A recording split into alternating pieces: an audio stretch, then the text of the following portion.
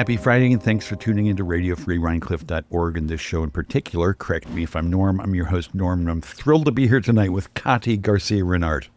Kati, thanks for being here. Thank you for having me here. We were all just listening to the intro theme music, which I love so much, and it made me think about your lifetime of devotion to flamenco, which somehow in my mind, is a dance that's really connected to a particular kind of music.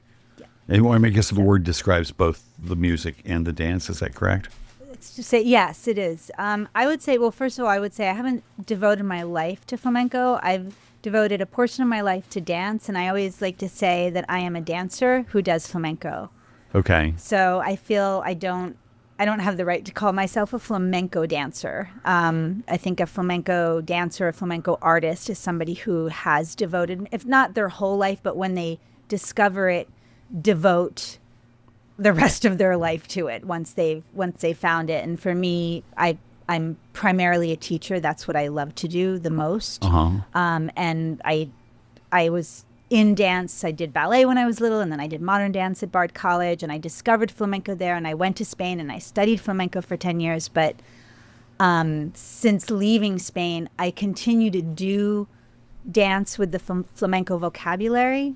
But it exists in my world as part of my dancing self. Right.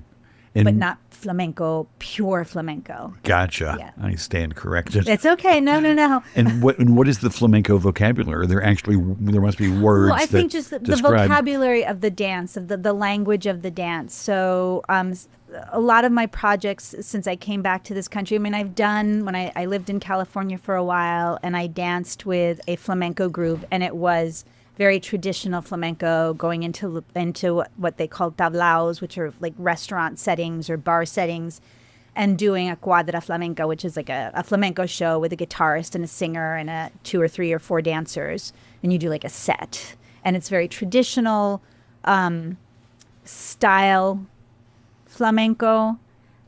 But since leaving California, when I came back to this area, one of the first things that I did back in this country is I worked with my father, who was a classical cellist, and he came up with the idea. He thought it would be very interesting to do flamenco with one of the Bach cello suites, and so that was my first sort of experimentation of putting the language of flamenco dance and pairing it with music that wasn't flamenco, which is not original. Lots of people do stuff like that, but that was sort of my way into connecting my background in classical music and other styles of dance and everything that I had learned in Spain, and bringing it back here and turning it into something that made sense to me, right, and that I was interested in.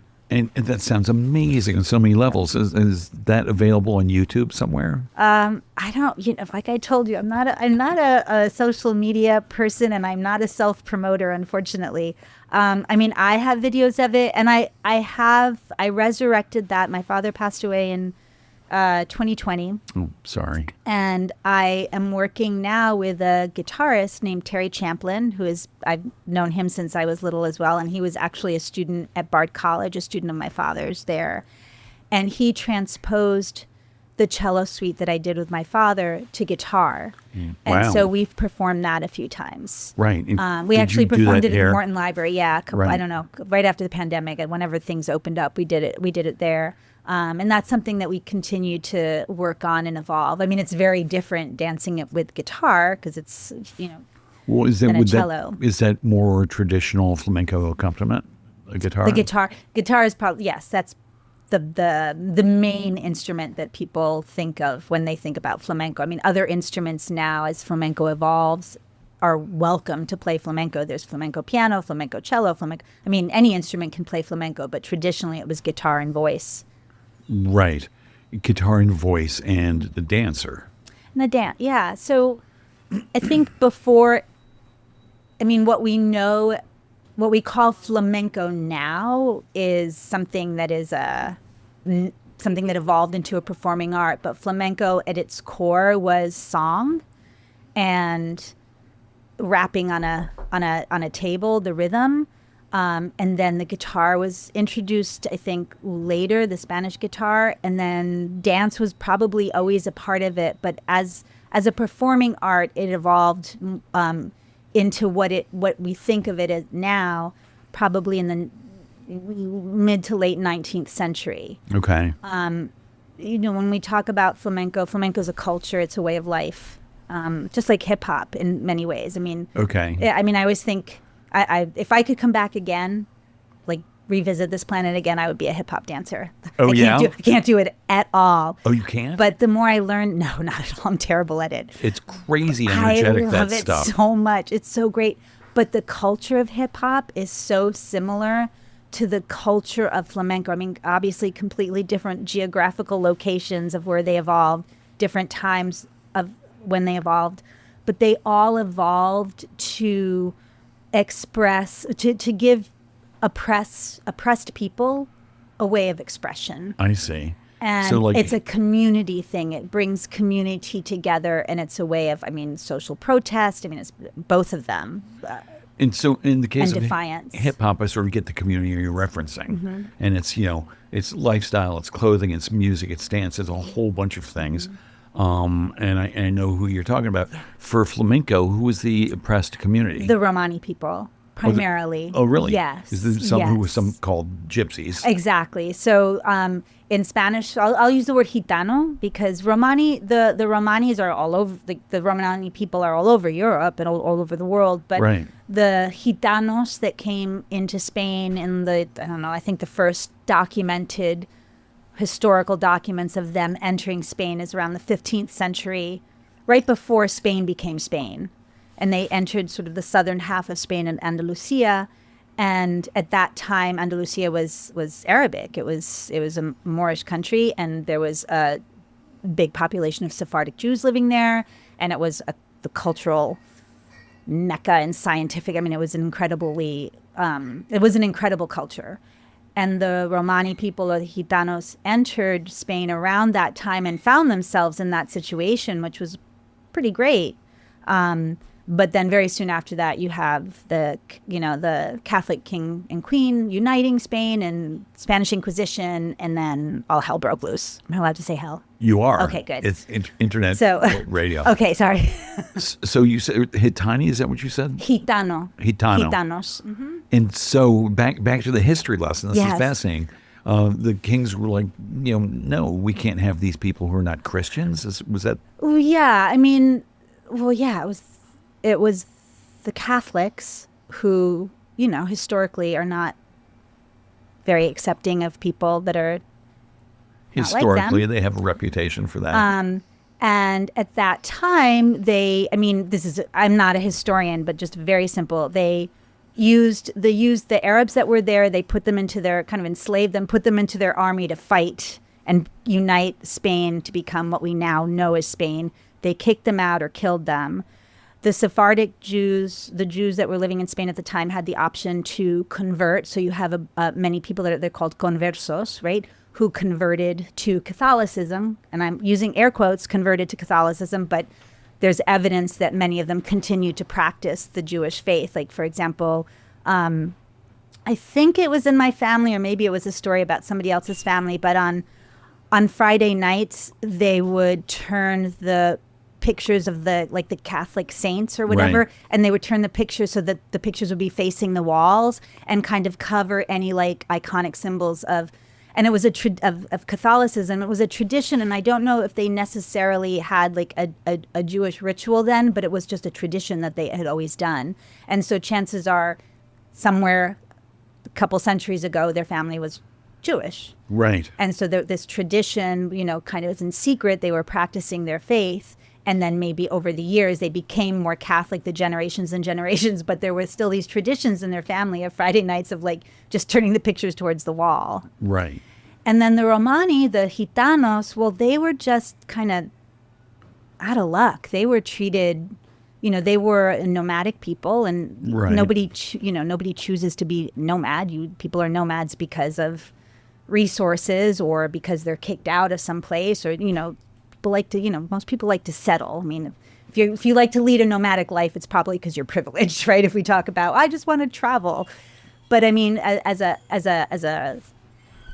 way of life, they were originally thought to have come from Egypt, and that's why they were called gypsies, right? Or gitanos, people from Egypt. And that was wrong. It was wrong when, Columbus discovered America and he thought he was in India. And then we had the Indians that we now know were not Indians, they're Native Americans. Right. So it's the same thing. It's just that that's why they're referred to now as Romani people. And so they're thought to, I mean, it's pretty well proven that they came from India. Right. The northern part of India, leaving India in like the 7th century and, traveling and slowly spreading across Europe. And then the Gitanos that arrived in Spain, again, was like around the 15th century, so 700 years later.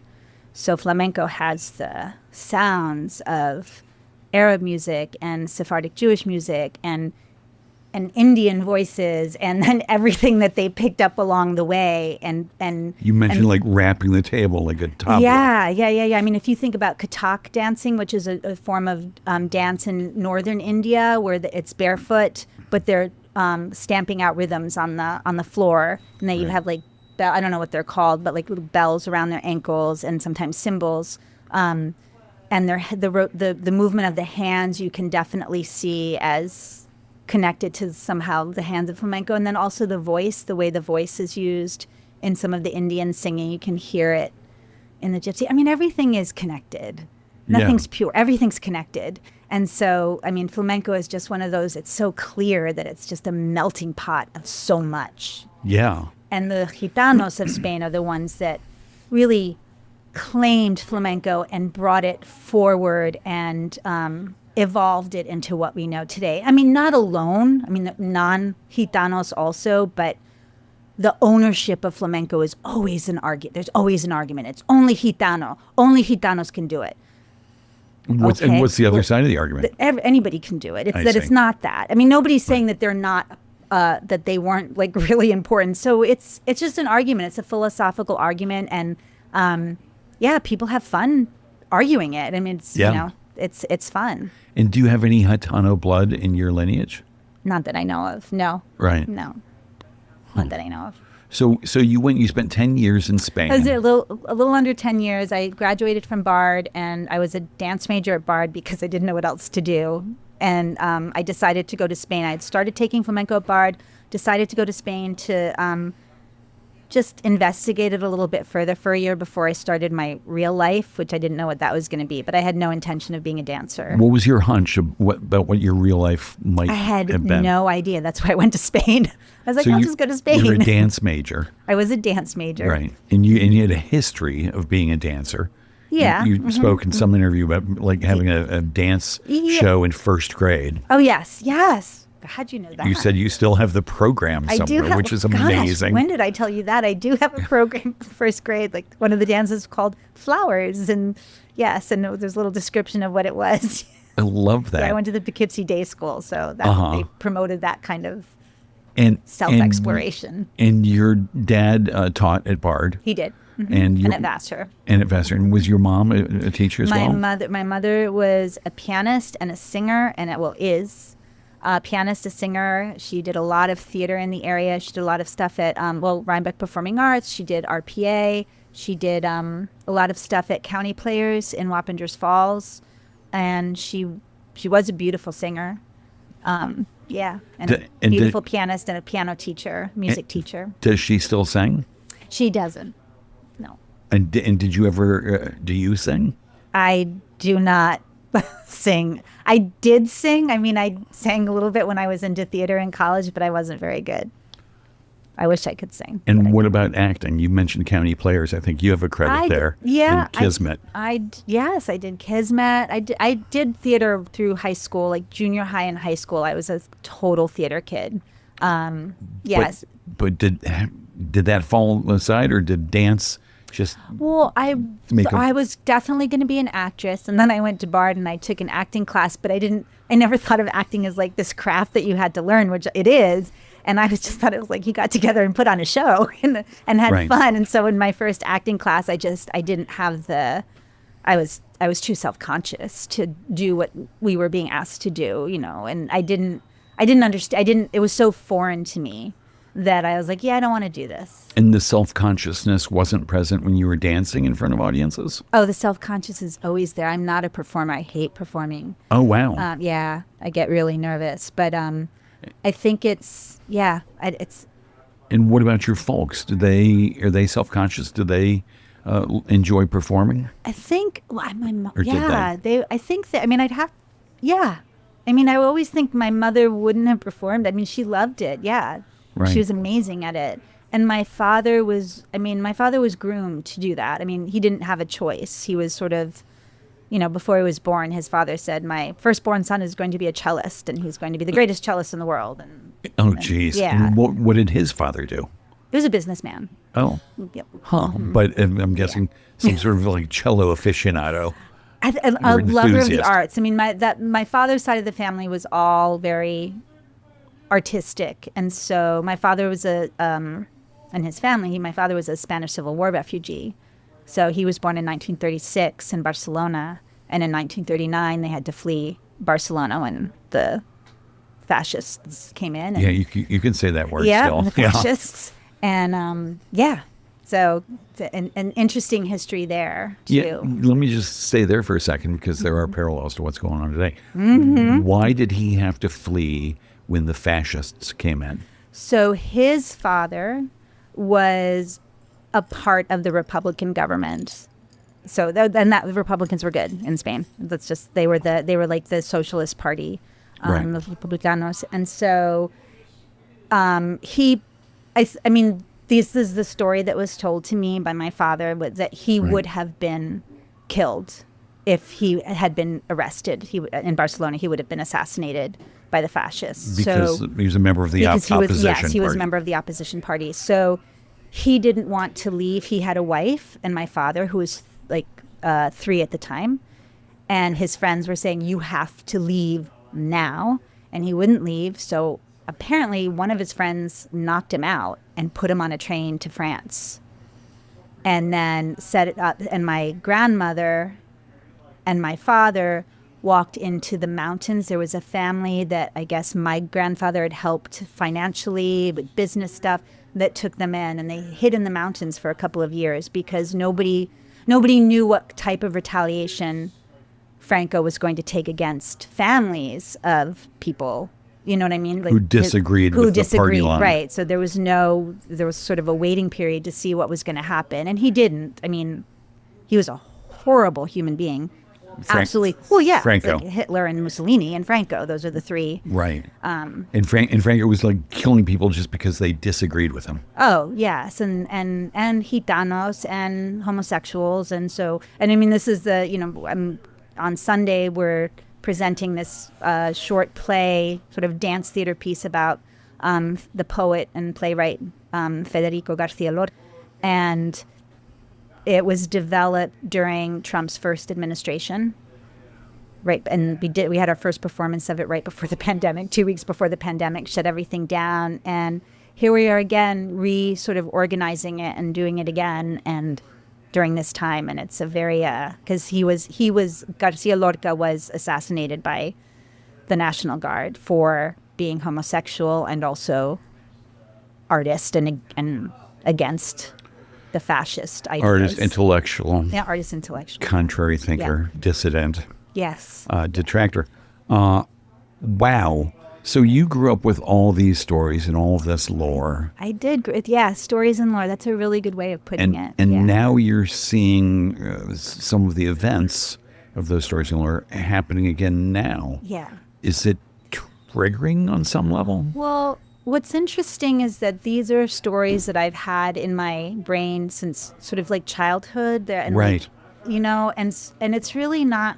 I would say it's really not until the death of my father and that I started just thinking about the trauma of war, the trauma of civil war, the trauma of like a family like having to leave their home country, which my grandparents had to do, and just the ripple effects of how it affected my father, who was a very complicated challenging, and like mentally ill human being in many ways, and beloved by many, but challenging person, and trying to sort of reconcile all of that for myself. Sure. And then seeing, the ripples in like me and my siblings, like how that has affected us, and then making a connection and being like, well, this is a thing, and reading books about it. And, I don't feel traumatized. I'm not saying that, but I recognize that it's a thing that ripples out. It doesn't just like, in 1942, they went to Mexico and everything got better. No, they were like kicked out of their homeland and could never go back until, well, my father didn't. My father went back after Franco died. Right. But in 1975. So, like, what is, I don't know what that's like. And so in 75, you were a teenager? Young? No, I was 10? I was 75. I was 8. 7, 8. I was 8. All right. Did you go back with your dad? Did your mom go back? My mother and my father went back, I think, for the first time. They went by themselves. And what were the stories you heard when they came back to? The one story that I Rhinebeck? heard is that my father went to this town in the mountains. It was called, and I'm probably pronouncing this wrong, but I think it was Samboy Elus or something like that. The small town where he hid out with this family. He was a toddler, Right. and his mother during that time, to see what would happen before they could leave the country. Right after Franco took over and the war was over. And he went to that house, and the woman who had taken them in, who had children of her own, she was old by then, her name was Lettuce. And according to my father, they knocked on the door. She opened the door, and he just said, I know you don't remember me, but my name is. And before he said, I know who you are. You're Teresa's son. You're Luis. Like, he remembered. He saw his mother and her, and that goosebumps. And I did meet her, like I did when I went to live in Spain in the 90s, and my father came to visit. We went up to that town, and I met her. Amazing. Yeah. And did he go to his family's house as well? Yes, yeah. I think he still had, at that time, he had some cousins that stayed. I mean, there was a small part of I think there was a brother or some cousins that stayed in Spain, in Barcelona, after the war was over. But he had been especially vocal against Franco and that regime. He was a kid. He was a little boy. But his dad had been especially vocal. Well, his dad was yes. Okay. Yes, yeah, and so that's how Right. they ended up. So my father grew up. The rest of his sort of part of his childhood was in Mexico, and Right. his two sisters were born in Mexico. Okay. Wow. And what an amazing thing. So you've been to Spain. Have you spent much time in Mexico as well? We used to go every summer when I was little until I was about like 12. Like our whole summers would be spent there, but it was with family, And I know we traveled around, but I was little, and Right. And where did they all settle in Mexico? some in Mexico City, and I have some family in a little town outside of Mexico City called Cuautla. Called what? Cuautla. Cuautla. Okay. I want to get back to the Garcia Lorca Yes. thing that you're doing. Yes. Is that a dance performance or a play or a combination kind of thing? We're calling it a dance theater piece. There is an actor who plays Lorca, and there's a guitarist and a singer/dancer and me. And the play was conceived and sort of put together by one of my colleagues at Bard at Simon's Rock called Aimee Michel. Maybe And, Michelle. She's a theater teacher and a writer, and the play itself is all either poetry of Lorca's and diary entries of Lorca's with a few connectors that she wrote just to make the play more cohesive. Right. So there's music. There's music, so There's dancing. So the music is all based on Lorca's music, because before he went to school to become a musician at first. That was his Amazing. thing. And he was from Spain. Is that correct? Yeah, from Granada. Okay. And so presumably he went to school in Spain. He did. To study he music. he studied. He was at the Madrid University, and he was with Salvador Dali and Luis Buñuel, and during that Those whole guys. time. Did you ever see Un Chien Andalou? Yeah. Those guys. Ugh. Those guys. Yeah. And just ridiculously rich heritage you've had. I think we all do, right? I don't think so. No, at least not. At least not. Well, I'm from that- Rhinebeck, so. those generations back. Yeah, you were born here. No, wait. Before we go to that, Okay. Back to this performance, because you said it's happening next weekend. So we have it Sunday at 2:00. This Sunday. Sunday at 2:00 at Morton Library. So good. we're workshopping it.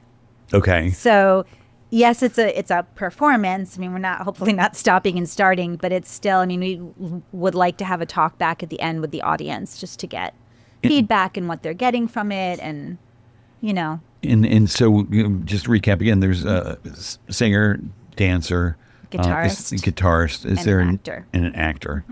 Okay. So somebody wrote the book, somebody wrote the music, somebody choreographed the dance. So the music, again, is all based on these canciones antiguas, these old songs that Just Lorca taken collected. exactly from that. And then arranged by Terry Champlin. So that's the Terry correct Champlin. terminology, arranged by. So there's, but they are all Lorca music. Right. Yeah, and the lyrics of the songs, some of them are traditional, some of them he might have embellished, Lorca himself might have embellished. There's no clear sort of history of how these songs came to be. Right. But there is a recording of him, of Lorca playing the piano, and this flamenco singer, her name was La Argentina, and she's singing them, and it's from, I don't know, like 1928 maybe. It's an old recording. Right. So. And so the lyrics and the the poetry. I'm guessing somebody wrote the connective tissue. That's Aimee Michelle. Yes, and she's the director too. Okay. And then And then I choreographed. Right. What an amazing production. And It's I love it. 2 p.m. right here in Rhinecliff.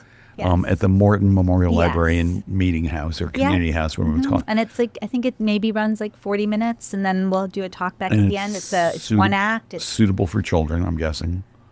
It's definitely, I mean, it's suitable for children for sure. I don't know. It's complex. And he was assassinated. I mean, he was murdered. And we do Right. talk about that in the end. And it, it ends with his assassination. Right. So it's heavy Right. in that way. So I think children will get what they get. I mean, there's nothing like scary or obscene in it. So Right. I think children will get what they get from it. Right. How exciting for you to be staging this thing. Yeah. And you said it started like in 2021 or 2020? Yeah, we had done, my Aimee, who's the director, had directed a production of La Casa de Bernarda Alba, which is the House of Bernarda Alba, which is a Garcia Lorca play. And she incorporated me into it with flamenco, and Nicole Bernhardt, who is the singer/dancer, who will also be performing on Sunday with me. Who's a beautiful dancer, beautiful singer. And we did that, and that's where it started. It kind of Okay. started like, let's make something about Lorca, and it was, we were under the Trump administration, the first one, which we thought was bad. Little did we know how much worse it could get. And that's how it happened. And then the pandemic happened, and it just took us a while to sort of go back to it and finding an actor to play Lorca. The actor that Troy Hentz, he lives in Connecticut. He's a voice actor, and so he's kind of like jumped on board. We did a production with another actor in the spring, and so Do they speak Spanish as much? no, they don't. Okay. They don't. So what we've done is I will, the little bit of Spanish in the play, I say it, and then Lorca takes over in English. So there's a little bit of Spanish just to give a little bit of the language of the poetry. Right. And then, but the rest of it's in English. Okay. The songs are in Spanish. Okay. Yeah. And are there translations in the program or something of the songs, or to help people understand? No, we don't have translations of the songs. Okay. No. Right. I can't wait to see this thing. I'll help you like it. I'll bet everybody will like it. I mean, I don't think I've ever seen anything like this. Yeah, I think it's so my mother's a really, really tough critic. Uh-huh. Like if she doesn't like something and you liked it, there's something wrong with you, right? should- And she's like, she's always like, what's wrong with you, Kati? Like, how, that's awful. I remember, I don't know, it was like the Titanic. I can't remember. Like, so anyway, any movie that like the rest of the world can think it's fantastic, but if my mother doesn't like it, she's like, what's wrong with the world? Yeah. Well, So, but God she bless saw, her. the first time she saw this was the first time we did it, 2 weeks before it was literally 2 weeks before the pandemic shut everything down. So like February, March And 2020. she said, yeah, it was March 2020. It's like March 7th or something, 2020. And afterwards she said, that has a lot of potential. This is really good. And I was like, whoa. Wow. So, wow, I know. So then I was like, okay, we've got something here. What a thing. Yeah. So I'm guessing she's always been that way. Yes, I guess, yes. was- I grew up with it. I notice it more now, like when I see in front of, like, your mother's very judgmental. I'm like, no, she has very strong opinions. And was your father a little more freewheeling with the compliments and the, dare say, encouragement? So my mom's really encouraging. It's not Okay. that she's not encouraging. She's very, I mean, she's my biggest fan for sure. Oh, great. Sorry, Mom. My father was he was complicated.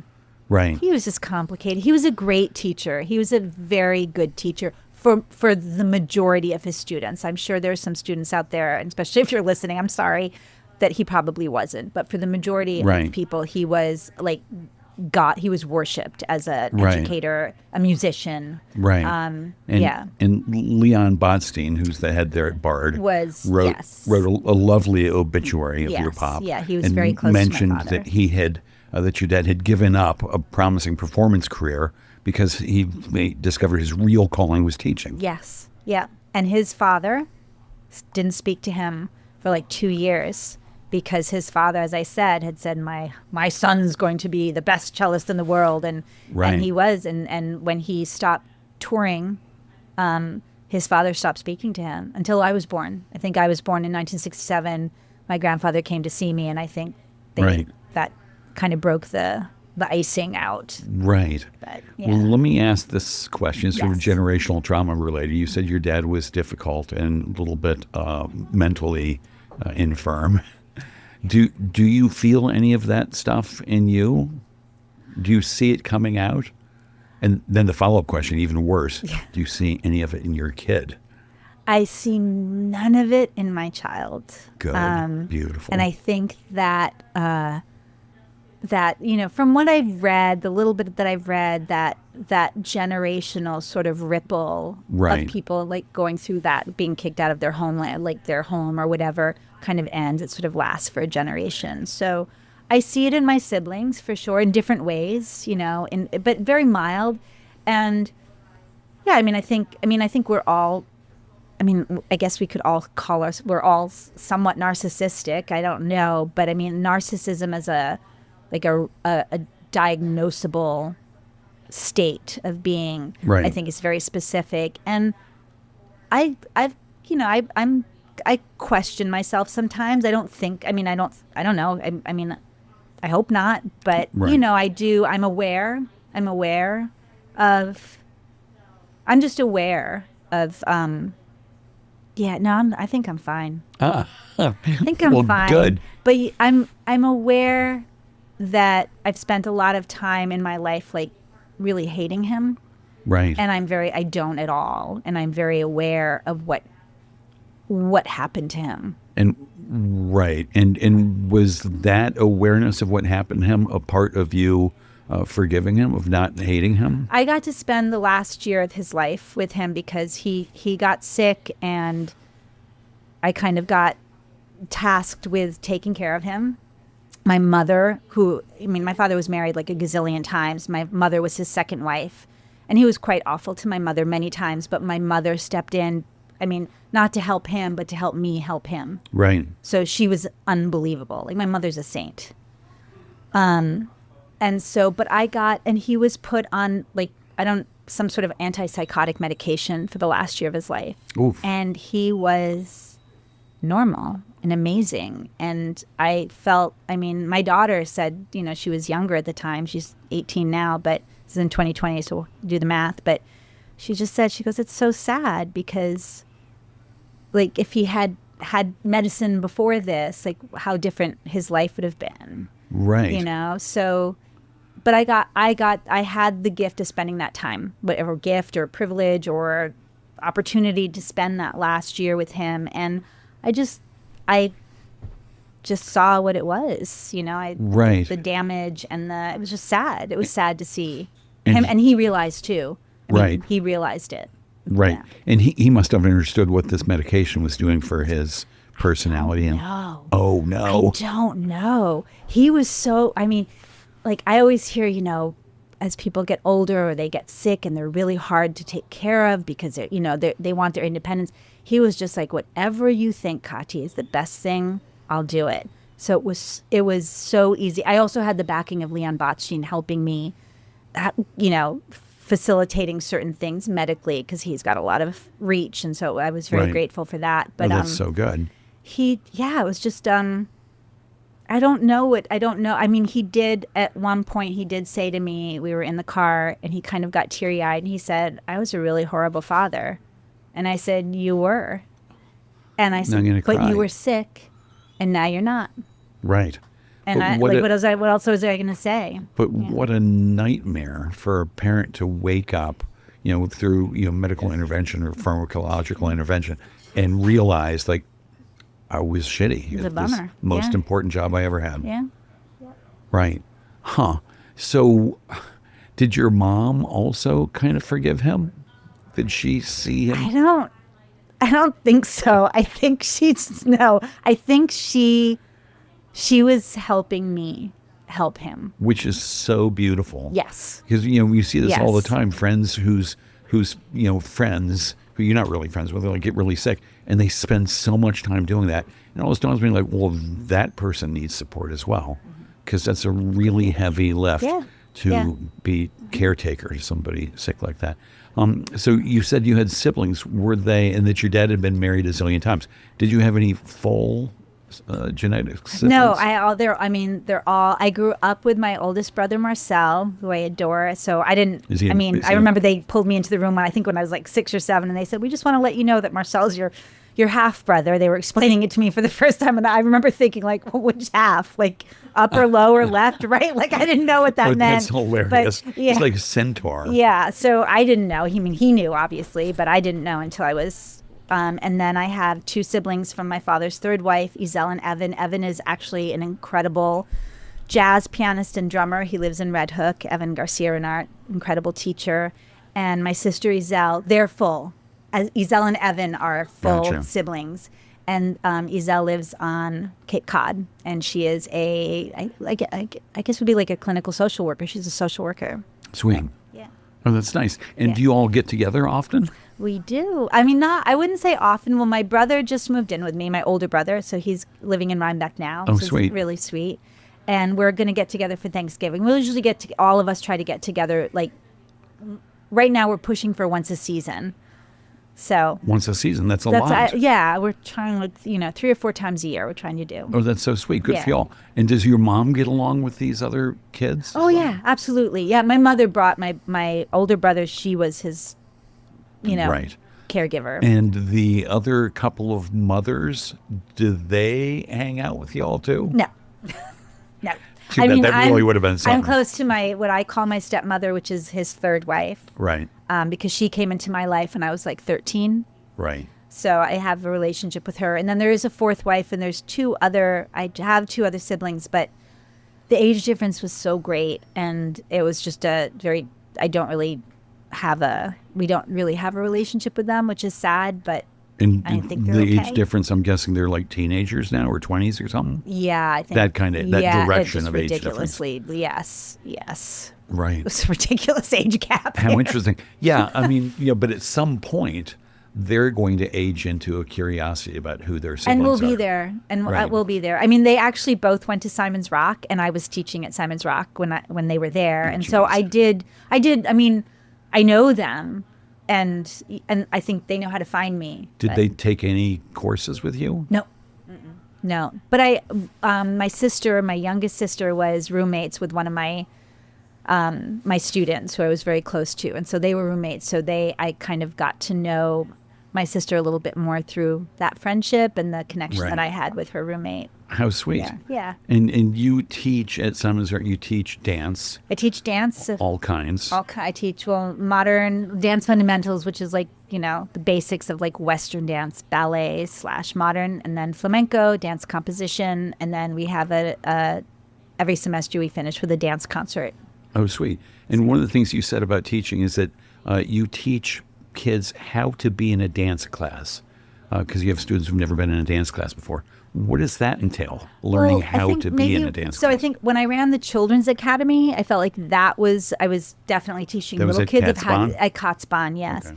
I mean, at Simon's Rock, how to be in a dance class. I mean, I think, how to, you don't just learn from the person who's leading the class or as the teacher. You're learning from each other all the time, and you're learning by listening to what conversations are happening in the room regarding technique or whatever it is that you want to absorb everything that's happening. So I think that's what I mean.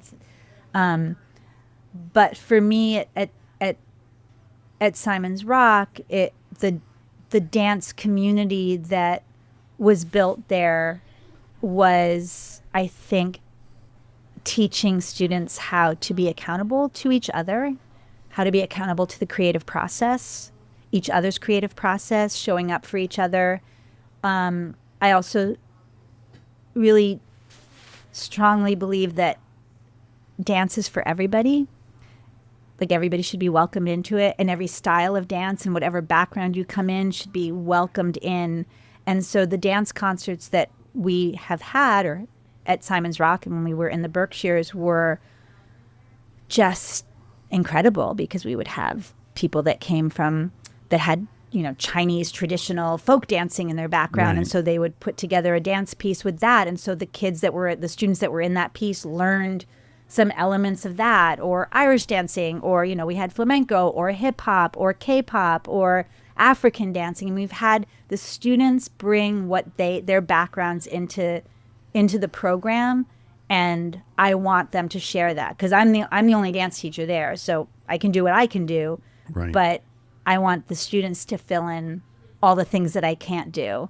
And that's what I love. That's what I love about the dance community that I had at Simon's Rock in the Berkshires, and now that we're here on the new campus, trying to sort of keep that going.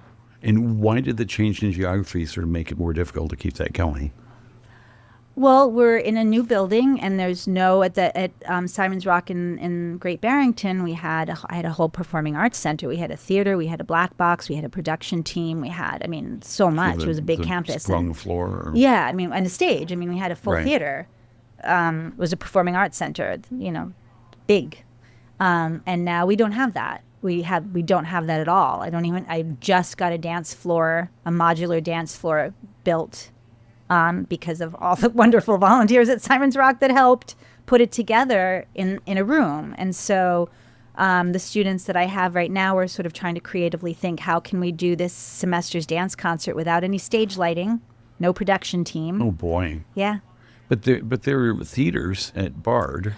But we're on the Messina campus in Barrytown, and the What theaters is the Messina in campus? the Messina campus the is Mooney's the place? Mooney's, the Mooney's Okay. place. We're in a wing. We don't have the whole building. Right. So Bard bought that a couple of years ago, and Simon's Rock has moved into one of the wings. Okay. And Was there so never a theater there?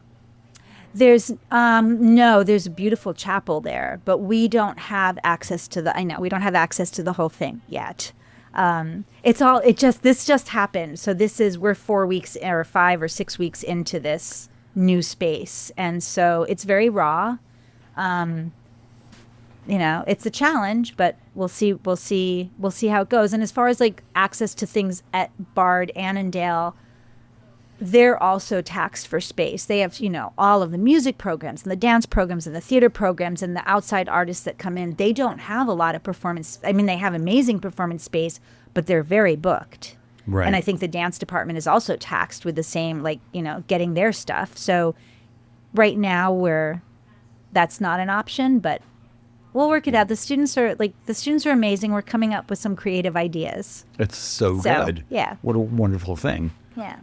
And what is your sort of dream wish list for the dance facilities in what'd you call the Messina? At the Messina campus, Building, yeah. I would love to I would love to be able to create a theater space, like even just like a black box space, right? That could be for theater and dance, because we have an amazing theater faculty, Sarah Katzoff, who's there and who does amazing productions. And so we're both kind of in the same boat. We're thinking creatively now, you know, for short term, but in like long term, yeah, we would like to have a theater with lights and, you know, Yeah. ability to.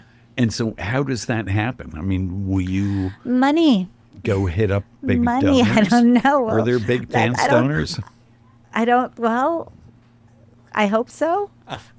I mean, I hope so. I hope we have a great provost, John Weinstein, and you know, I think he's out there, and we have an incredible, you know, board of overseers, and they raise money, and you know, we'll see. I mean, we all know that small liberal arts colleges and are hurting. It's Right. you know, there's That's the exactly. population boom ended, and it's, you know, less, you know, there's much fewer people going to college.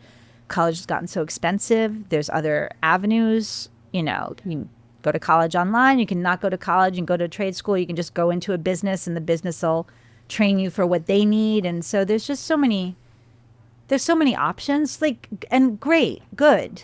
That's great. I Yeah. don't think college is the only path to Right. life. I think it depends on who you are, but it's, you know, we're in a challenging situation and then also politically, you know, colleges are under fire for other reasons too. So, Oof. you know, financially, and, you know, funding being withheld because Yeah, philosophically and intellectually and all that crap. Yeah. Oof. You mentioned earlier that dance is for all, or words to that effect. And it made me wonder, do you get dance students who are differently able to physically or are in chairs or? I haven't yet, but I'm ready for it.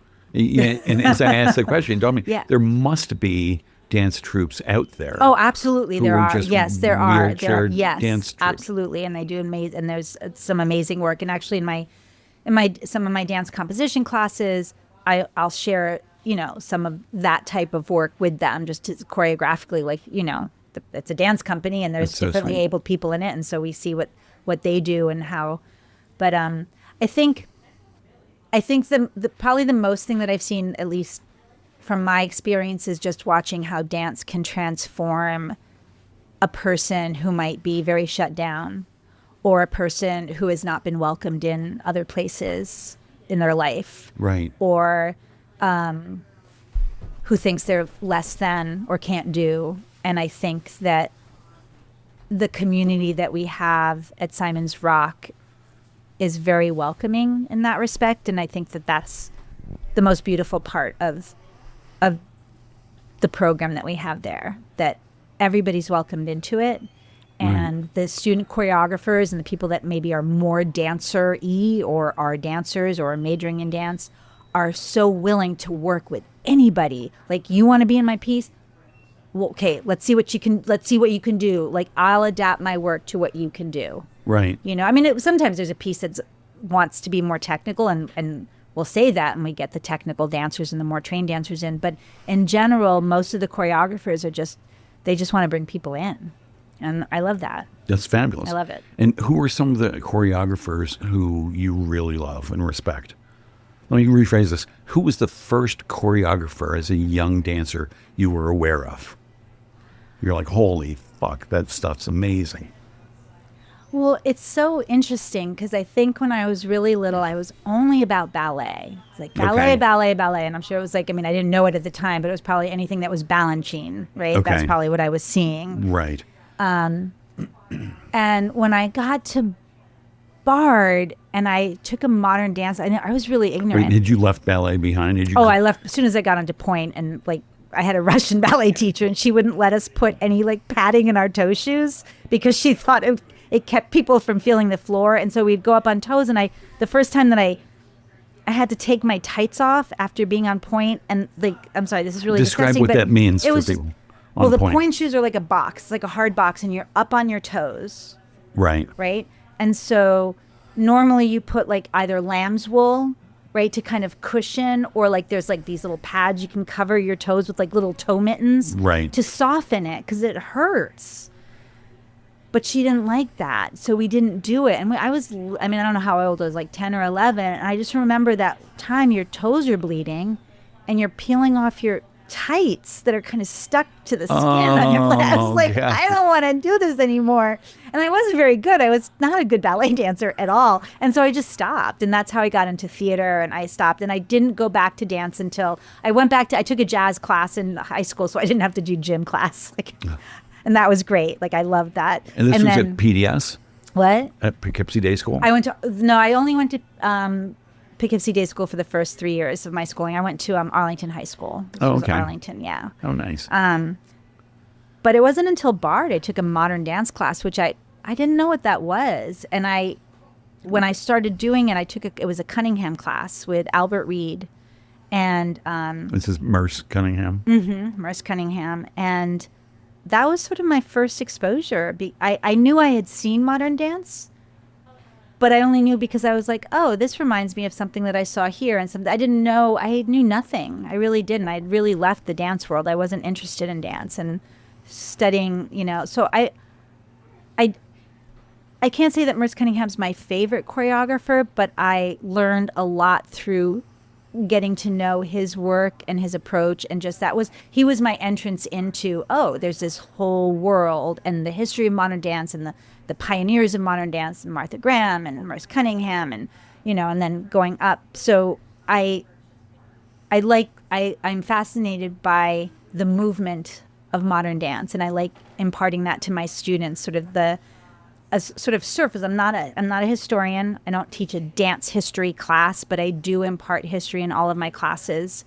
And I am very interested in the students understanding what modern dance meant, what ballet was, where it came from, why it is the way it is today, and what modern dance meant. Yeah. And moving forward. Right.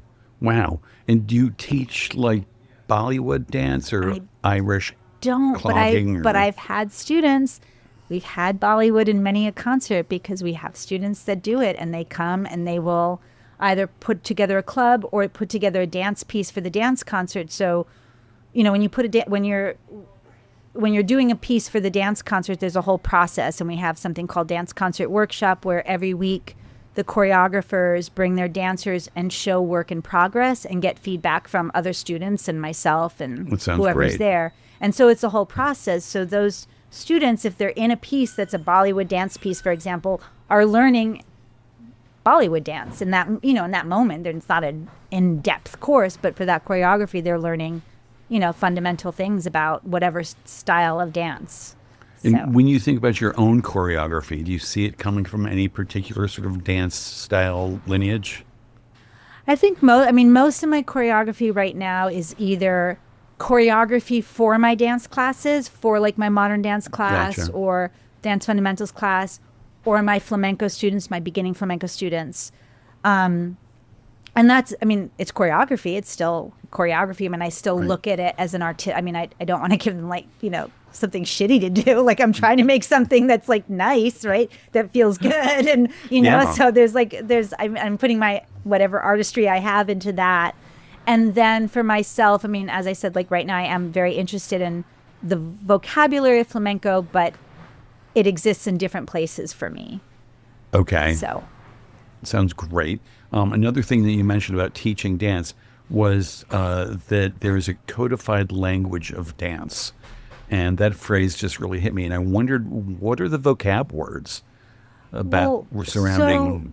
So, the most codified language is classical ballet, and all the terminologies in French.